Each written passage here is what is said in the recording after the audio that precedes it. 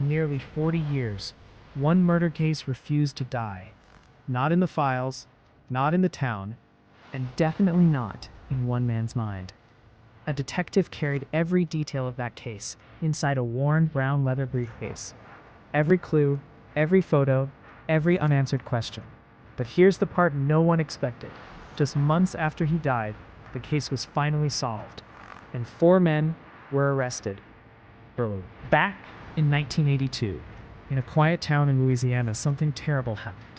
A 16-year-old girl named Roxanne Sharp was found murdered in a wooded area. The crime scene was brutal, not just shocking, but disturbing in a way that stayed with people. The kind of case that makes a whole town go silent. Parents became stricter, neighbors became suspicious, and fear settled in, because whoever did this was still out there. One of the first officers on that scene was a man named Herbert Joiner, and what he saw that day changed him. This wasn't just another case. It became personal, something he couldn't shake, no matter how hard he tried. Even after leaving the police force, he never moved on. Instead, he carried the case with him, literally. Inside a brown leather briefcase, he kept everything. Old case files, newspaper clippings, witness statements, his own handwritten theories, and questions. So many unanswered questions. As the years passed, the case went cold. No arrests, no clear answers, just silence. To the town, it slowly became a memory, but to Joiner, it never faded. Even after retiring, even after becoming a school bus driver, he was still thinking about Roxanne Sharp, still replaying the case in his mind, still searching for something, anything, that could lead to the truth. Friends said he didn't talk about it much, but he never let it go. It stayed with him, quietly, relentlessly, for decades. Then, something unexpected happened. Years later, a true crime podcast picked up the story. Suddenly, the case wasn't forgotten anymore. It was being talked about again, discussed, analyzed, questioned, and that attention changed everything. People who had been silent for years started to speak.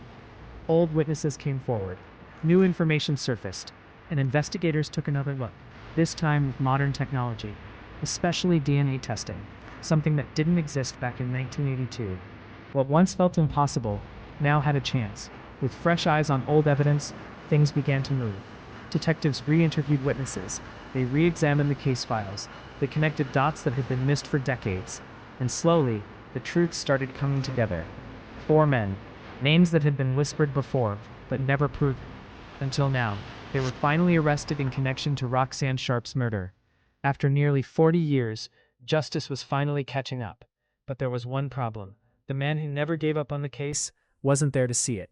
Just months before the arrest, Herbert Joiner died from a heart attack. He never saw the ending, but according to his family, he knew something was changing. Investigators had gotten closer than ever.